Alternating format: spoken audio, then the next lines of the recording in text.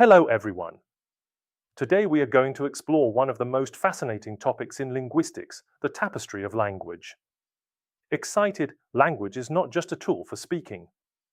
It is one of the greatest achievements of humanity. Through language, people share ideas, express feelings, preserve culture, build societies, and pass knowledge from one generation to another. In this presentation, we will look at several important questions. Where did language come from? How did it develop from simple communication into complex grammatical systems? How do languages influence one another? And finally, how can we study language both as it exists now and as it changes over time?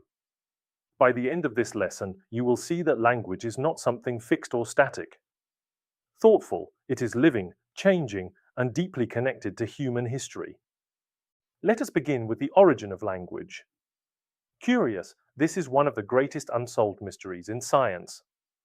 Researchers still do not know exactly when language first appeared or how it developed in the earliest human communities. There are several theories. Some scholars believe that language may have started with gestures. Others think it may have developed from vocal imitation, when early humans copied sounds from nature or animals. Thoughtful, another important idea is that language emerged because of social necessity. Human beings needed to cooperate, warn each other about danger, share information about food, and build social bonds. The slide also mentions what is often called the Great Leap Forward, around 50,000 years ago. This period is associated with more complex tools, cave art, and symbolic thought. Many scholars connect these developments with a major cognitive shift in human evolution. In other words, when human thinking became more abstract and symbolic, language may have developed rapidly as well. So, even though we do not know the exact moment language began, we can say that it was closely linked to human intelligence, cooperation, and the need for meaningful communication. Language did not appear in its modern form all at once. It developed gradually, step by step, becoming more complex over time.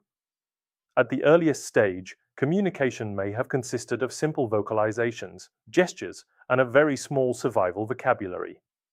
Curious, people probably used signals connected with immediate needs, such as danger, food, or location. These were short and direct forms of communication, useful for survival but limited in meaning.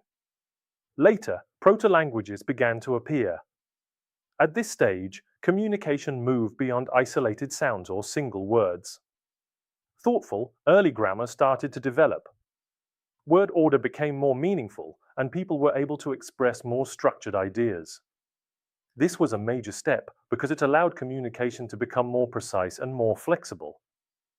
Eventually, modern languages emerged. These languages have rich vocabularies, complex grammar, and the ability to express abstract ideas. Today, language allows us not only to talk about objects and actions, but also about imagination, philosophy, emotions, morality, science, and time. This development from simple signals to grammar shows that language evolved together with human cognition. As people became capable of more complex thought, language became capable of expressing it. The next stage in the human story is writing. Spoken language came first, but writing made it possible to preserve communication across time and space. Thoughtful, at the beginning, humans created simple marks and images on cave walls. These early symbols often represented animals, hands, and scenes from daily life. They were not yet full writing systems, but they showed that people were already thinking symbolically. Over time, these visual marks developed into pictograms and later into more structured writing systems. This was an enormous step in human civilization. Writing allowed people to record ideas, laws, trade, religion, and history. It made administration, education, and cultural memory much stronger. Reflective, so the journey from symbols to sentences reflects more than just technical progress. It shows an increase in cognitive and social complexity. Writing transformed language from a temporary sound into something that could survive across centuries. Now let us move to another important idea: no language develops in complete isolation. Thoughtful, languages are always in contact with other languages, and this contact changes them. One common result of contact is borrowing. Languages freely adopt words from one another. English is a good example. It has borrowed words from many languages.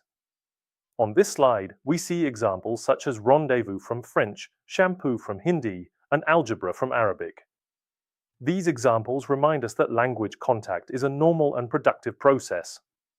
Pause, another result of contact, is the development of pidgins and creoles. When speakers of different languages meet, especially in trade or colonial situations, they may create a new contact language. Curious, at first, it may be simple, but over generations it can develop into a fully complex language. The slide also mentions language shift. Sometimes communities gradually stop using their original language and begin speaking another one. This usually happens because of migration, political power, economic pressure, or social prestige. A classic example is Latin, whose influence continues in the Romance languages. All of this shows that languages are dynamic. They are shaped by interaction, movement, and human history. This idea becomes even clearer when we think globally. Languages have always been connected through trade routes, conquest, migration, and diplomacy. Thoughtful, when people move, languages move with them. When societies interact, their words, sounds, and structures also interact. Over long periods of time, this creates a vast network of linguistic exchange. Language is not simply a national system locked inside borders. It is part of a global conversation. Curious, this means that every language we speak today contains traces of past encounters. Some influences come from trade, others from empire, religion, travel, colonization, or modern globalization. Even today, languages continue to influence one another through media, technology, education, and international communication. Pause, so, when we study any language, we are also studying the history of human contact. At this point, we come to one of the most important theoretical parts of the presentation, synchrony and diachrony.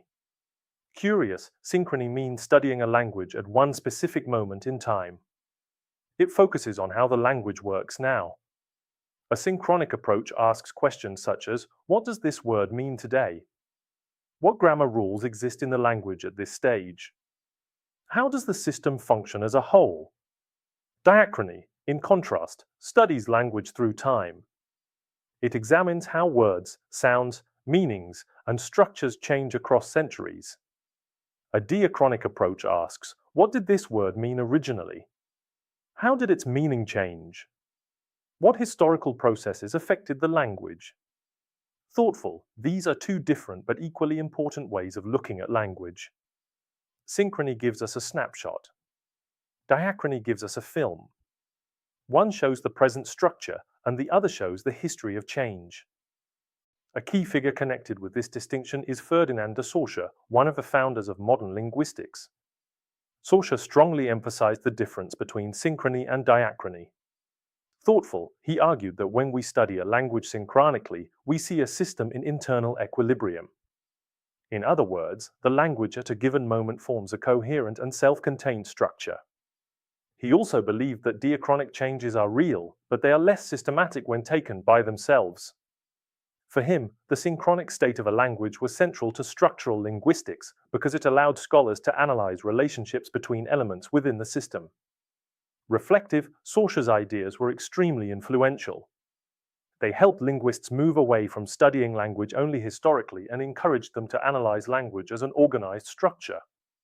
Even today, the synchrony-diachrony distinction remains fundamental in linguistic theory. This slide gives us a very useful image. Synchrony is like a still photograph. It captures language as a complete and structured system at one moment in time. Diachrony is like a time-lapse. It reveals transformation, growth, and the forces that produce change. Thoughtful, both perspectives are necessary.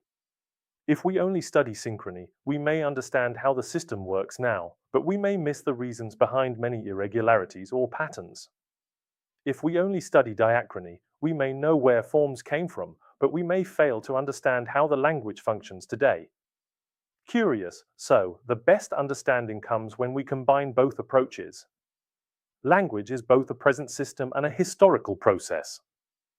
Let us now look at synchrony in practice through modern English. Curious, a synchronic analysis asks how the language works right now. For example, what are the current rules for plural formation?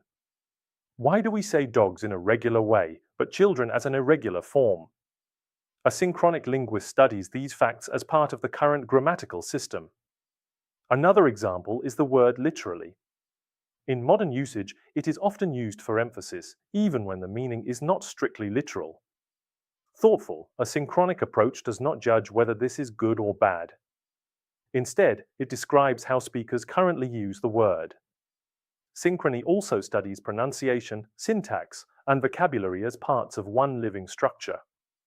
In other words, it looks at English as it is spoken and written today. This approach is especially useful for describing contemporary language in education, communication, and linguistic analysis. Now we turn to diachrony, and the presentation gives us a very clear example, the history of the word nice. Today, nice usually means pleasant or agreeable. But this was not always its meaning. Curious, earlier, it had very different meanings. The slide traces its development from the Latin nescius, meaning ignorant or unaware. Later, in Old French, it developed the sense of foolish or simple. In Middle English, it could mean fussy, precise, or fastidious. Eventually, in modern English, it came to mean pleasant. This semantic journey is a classic example of semantic drift, which means that word meanings change over time. These changes are often influenced by culture, social use, and context. Without diachronic study, we would only know the modern meaning of nice. Thoughtful, with diachrony, we discover its historical path and understand that language meaning is never fixed forever. This example shows why diachrony matters. Pause, it reveals the story hidden behind everyday words. To conclude, synchrony and diachrony should not be seen as opposing ideas. They are complementary ways of understanding language. Thoughtful, language is rooted in the past. Every word carries traces of earlier migrations, empires, contacts, and cultural developments. At the same time, language is alive in the present. It works as a structured and meaningful system that people use every day. Curious, and finally, language is always evolving for the future. It changes with society, technology, and culture. So, to truly understand language, we must appreciate both its current form and its historical journey. Thoughtful, language is not finished. It is always becoming something new. Thank you for your attention.